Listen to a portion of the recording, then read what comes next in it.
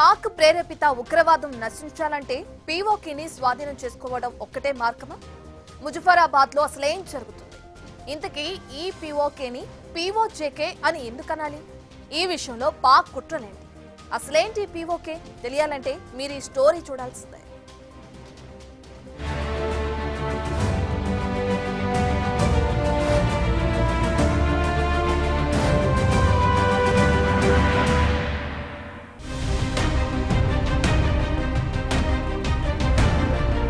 పీఓకేని PoJK అని ఎందుకు పిలుస్తారని చూస్తే ఈ ప్రాంత జనాభా సుమారు 46 లక్షలుండగా వీరిలో అత్యధికులు ముస్లింలే. అయితే వీరు కాశ్మీరీల కంటే సాంస్కృతికంగా ఎంతో భిన్నంగా ఉంటారు. సరిగ్గా అదే సమయంలో జమ్మూ సంస్కృతికి అత్యంత దగ్గరగా ఉంటారు. ఇందువల్లే పీఓకేని పీఓజేకే అని పిలవాల్సి ఉంటుందని అంటారు. కారణం ఈ ప్రాంతం జమ్మూకి దగ్గరగా పడమట దిక్కులో ఉంటుంది.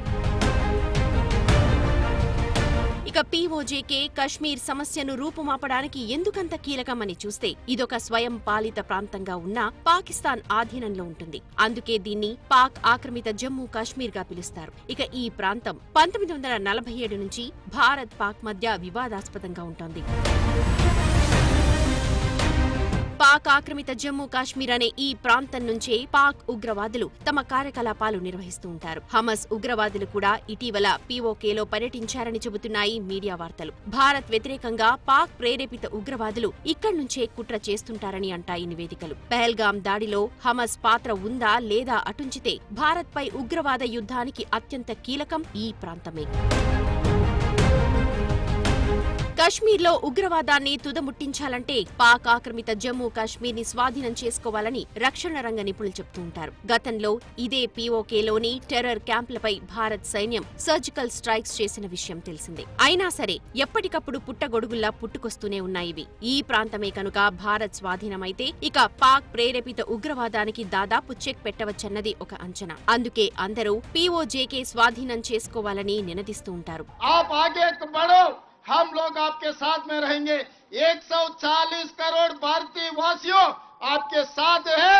पीओके को पाकिस्तान को 2 टुकड़ा करो, పాక్ ఆక్యుపైడ్ కాశ్మీర్ హిందుస్థాన్ మే మిలా దో.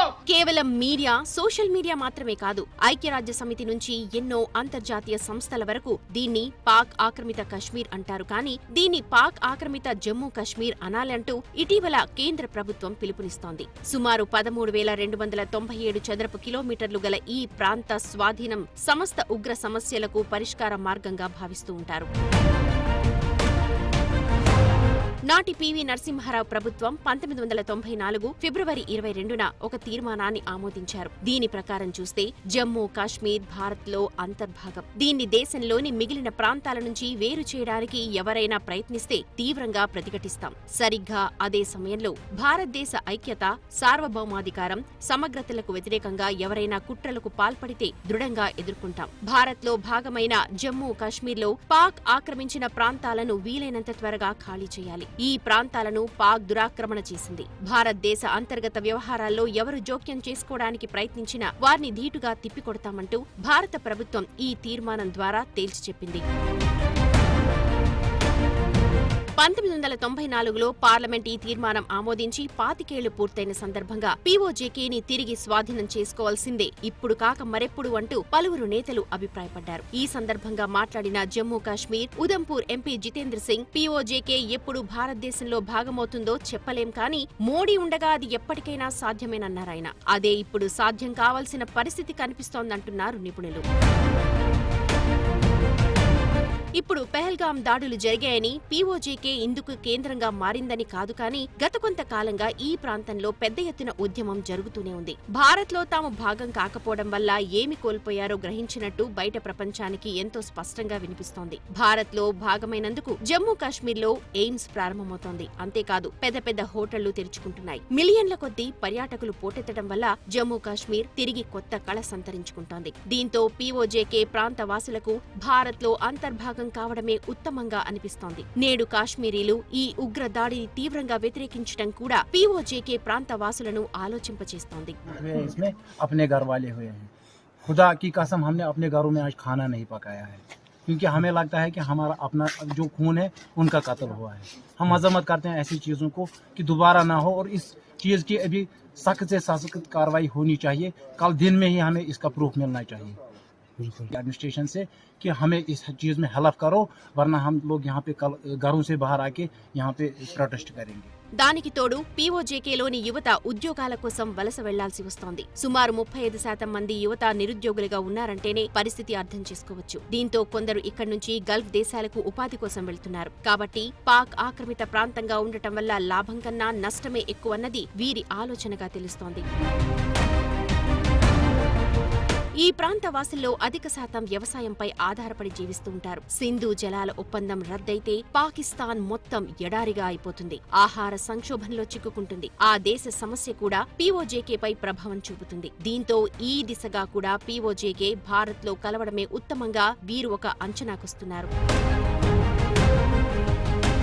పాకిస్తాన్ ఉగ్రవాదానికి వేదికగా ఉంటూ ఆ దేశ సమస్యలన్నిటినీ తమవిగా చేసుకుంటూ ఎంతకాలం? ఈ దిశగా ఇప్పటికే ఇక్కడి వారిలో ఒక మార్పు వచ్చినట్టు చెబుతారు. అందుకే వీరిని ఈ చెర నుంచి విముక్తి చేయాలంటే భారత్ ఈ ప్రాంతాన్ని పూర్తిగా స్వాధీనం చేసుకోవటం ఉత్తమంగా చెబుతున్నారు.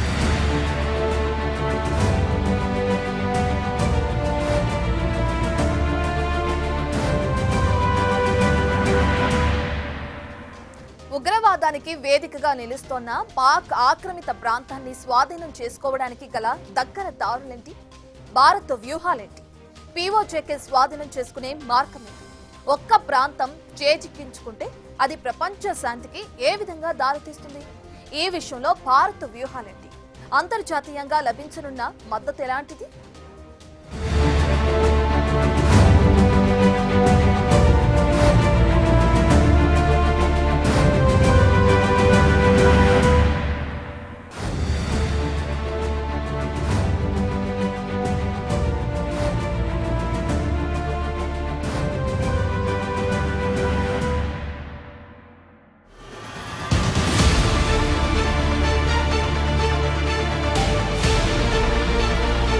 పీఓజేకే ప్రాంత రాజధాని ముజఫరాబాద్. ఇక్కడ సహజంగా పార్లమెంటరీ ప్రభుత్వం నడుస్తుంది. అధ్యక్షుడు రాజ్యాంగబద్ధమైన దేశాధినేత కాగా ప్రధాని, ఇతర మంత్రులు కార్యనిర్వాహకులుగా వ్యవహరిస్తారు. ఈ భూభాగానికి ప్రధాని, రాష్ట్రపతితో పాటు సుప్రీంకోర్టు, హైకోర్టు సైతం ఉన్నాయి. అయితే పాక్ ప్రభుత్వానికి పీఓజేకి వారధిగా ఉంటోంది కాశ్మీర్, గిల్గిత్, బాల్టిస్తాన్ వ్యవహారాల మంత్రిత్వ శాఖ. అలాగని పీఓజేకి పాకిస్తాన్ పార్లమెంట్లో ప్రాతినిధ్యం లేదు. ఈ లింకును తెగ్గొడితే మొత్తం వ్యవహారం కంట్రోల్లోకి వస్తుంది. అదే ఎలాగన్నది ఇప్పుడు తేలాల్సి ఉంది. పాకిస్తాన్ ఉగ్రవాదానికి ఆయుపట్టు పీఓజేకే. ఈ ప్రాంతంపై పట్టు సాధించడానికి ఇటు జాతీయ స్థాయిలో మాత్రమే కాక అటు అంతర్జాతీయ స్థాయిలోనూ వ్యూహరచన చేస్తోంది భారత్. రష్యా, ఉక్రెయిన్ గొడవలో కూడా సరిగ్గా ఇలాంటి వ్యవహారమే ఒకటుంది. క్రిమియాను తిరిగి ఇచ్చేయాల్సిందిగా ఉక్రెయిన్ పై ఒత్తిడి తెస్తున్నారు అమెరికా అధ్యక్షుడు ట్రంప్. సరిగ్గా ఇలాంటి ప్రతిపాదన చేయాల్సి ఉంది భారత్. అంతర్జాతీయ స్థాయిలో పాకిస్తాన్ పై ఒత్తిడి తీసుకురావాల్సి ఉంది.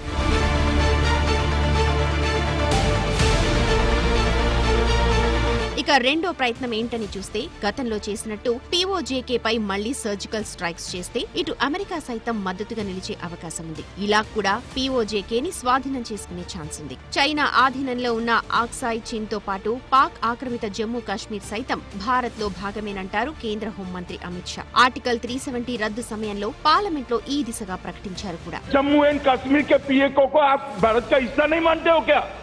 एग्रेसिव न हो, जान दे देंगे इसके लिए. అయితే పీఓజేకేను పాకిస్తాన్ అంత తేలిగ్గా వదులుకోదు. దాన్ని నామరూపాలు లేకుండా చేసినా సహిస్తుంది. కానీ ఈ భూభాగంపై తమ పట్టు కోల్పోవడానికి ఎంతకీ సహించది పాపిష్టి దేశం. కారణం భారత్ పక్కలో బల్లెంలా తమ ఉగ్రమూకలను ఉసిగొల్పాలంటే పీఓజేకే అత్యంత కీలకం. దీంతో ఈ ప్రాంతాన్ని వదులుకోవడానికి ససేమిరా అంటుంది. అలా జరగాలంటే మన సేనలు ఈ ఆక్రమిత ప్రాంతంలోకి చొచ్చుకుని పోయి అక్కడ తిష్ట వేయక తప్పదు. ఈ ప్రాంతాన్ని పూర్తిగా స్వాధీనం చేసుకోక తప్పదు.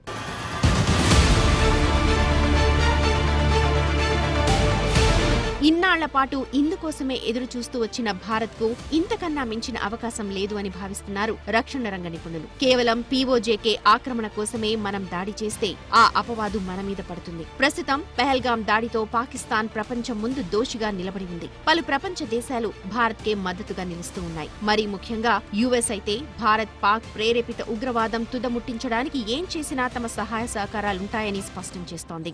Now on to the terrorist attacks in Pahalgam. As President Trump and Secretary Rubio have made clear, The United States stands with India, strongly condemns all acts of terrorism. We pray for the lives of those lost and for the recovery of the injured, and call for the perpetrators of this heinous act to be brought to justice. దానికి తోడు పాకిస్తాన్ రక్షణ మంత్రి ఖవాజా ఆసిఫ్ సైతం తాము ఉగ్రవాదాన్ని పెంచి పోషించిన మాట వాస్తవమేనంటూ సెల్ఫ్ గోల్ వేసుకోవడం కూడా భారత్ కు కలిసి వచ్చే అంశం. సోవియట్ యూనియన్ వ్యతిరేక యుద్ధంలో చేరకపోయి ఉంటే పరిస్థితి మరోలా ఉండేదని చెప్పిన పాక్ రక్షణ మంత్రి మరో ముఖ్యమైన విషయం కూడా అన్నారు. లష్కరే తోయిబాకు గతంలో పాకిస్తాన్ తో కొన్ని సంబంధాలున్న మాట నిజమేనని కూడా ఆయన తేల్చి చెప్పారు. ఈ లష్కరే తోయిబా అనుబంధ సంస్థ రెసిస్టెంట్ ఫ్రంట్ కి చెందిన షాడో గ్రూపే పెహల్గాం ఉగ్ర దాడులకు బాధ్యత వహిస్తోంది. కాబట్టి ఇటు నుంచి నరుక్కు రావడం మంచిదిగా తెలుస్తోంది.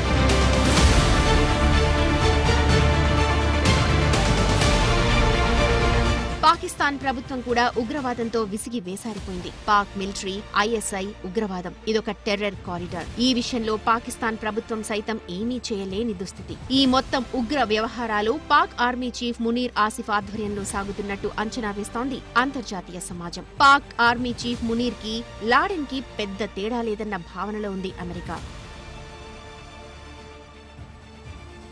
పీఓజేకే విషయంలో పాకిస్తాన్ ని అంతర్జాతీయంగా ఏకాకిని చేయాల్సి ఉంది. ఈ కోణంలోంచి చూస్తే పాకిస్తాన్ కి మిగిలిన ఒకే ఒక్క మద్దతు చైనా మాత్రమే. చైనా ప్రస్తుతం యుఎస్ నుంచి ఎదుర్కొంటున్న సుంకాల దృష్ట్యా చూస్తే భారత్ మార్కెట్ అత్యంత కీలకం. ఇటు యుఎస్ మార్కెట్ ని కోల్పోయి అటు భారత్ మార్కెట్ సైతం కోల్పోతే చైనాకు మిగిలేది గుండు సున్నాయే.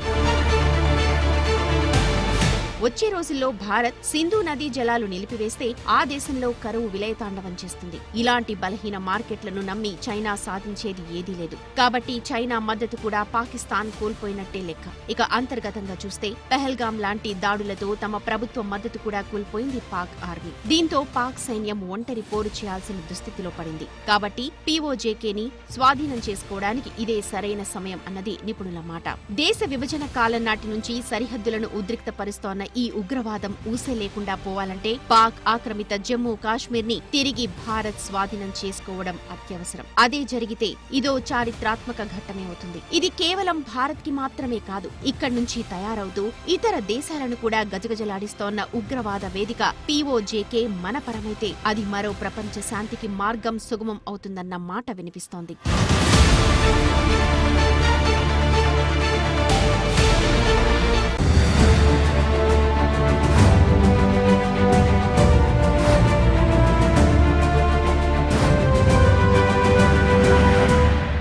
చూసారుగా, పీఓజేకే అన్నది కేవలం పాక్ మాత్రమే కాదు, ప్రపంచానికే ప్రశాంతత లేకుండా చేస్తున్న విషయం గమనించంగా.